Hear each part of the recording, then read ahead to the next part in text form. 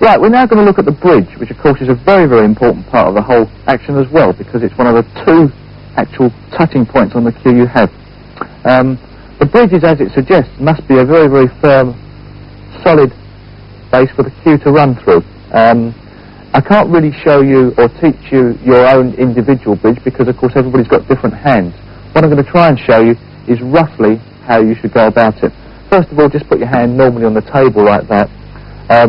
Then try and spread your fingers as wide apart as possible. I've got a very, very wide spread, which is helpful to me. Also, the fact that I've been playing a long time means I've developed that. Then raise the knuckles up and grip with the pads of the fingers, like so. And then bring the thumb into the index finger and try and bend that part of the thumb up as much as possible. This then gives you a very, very strong V to run the cue through. And of course there's very little wobble. As you can see, I can have to move my hand a lot to get any real wobble out of the shot. And so, as you can see, there's a nice, very, very strong V for the cue to run through. As for how far away from the ball you should be with the bridge, I think roughly a foot is about average. If you're too close to the shot, that gives you not enough time to bring the cue back and develop any cue power.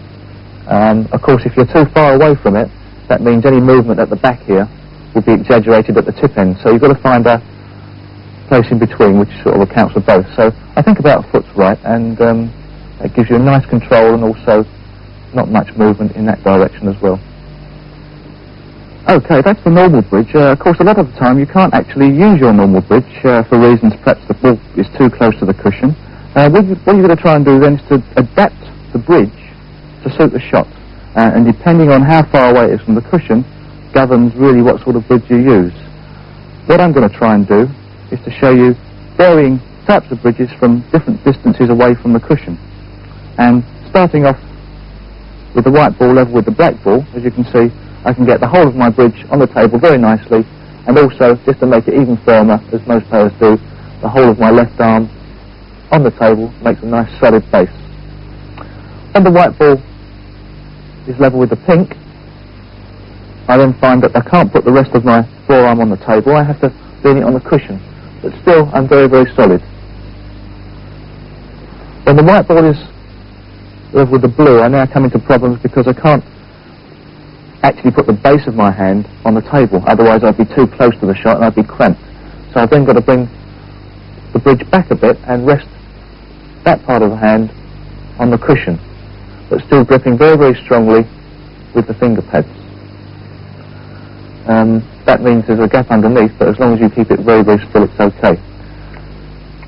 When the white ball's level with the brown, even that's too close, so I have to bring my bridge back even further, and this is where it becomes a matter of choice. You can either cue like this, make a groove between the first finger and the thumb, or you can wrap the index finger over the top of the cue and guide it between the first and second fingers, and also make sure the thumb is gripping against the table.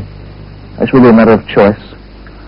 Once again, with the white ball next to the green, you still have the same choice, but I tend to find that this knuckle tends to get in the way of the shot, so I prefer to play the shot like that.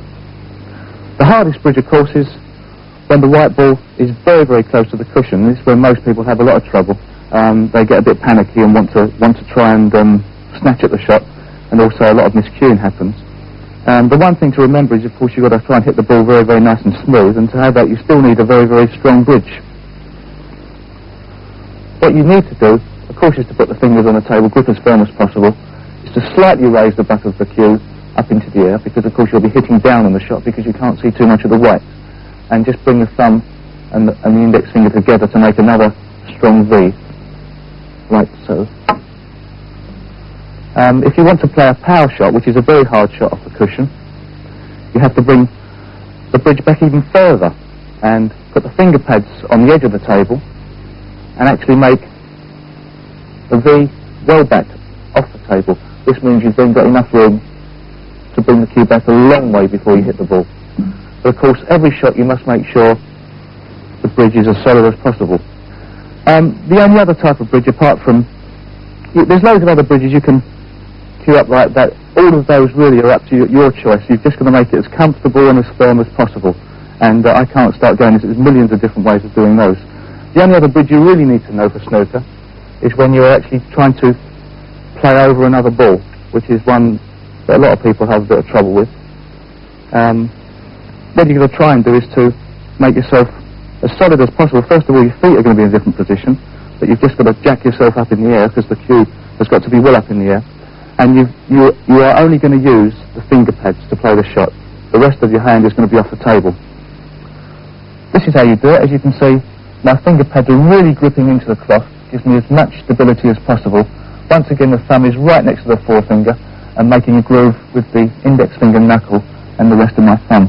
As you can probably see from here, I've got a very funny thumb. I'm very fortunate the fact that it's slightly double jointed, but you've got to make do with the best as possible. And as you can see, I'm still very solid even though I'm well up in the air.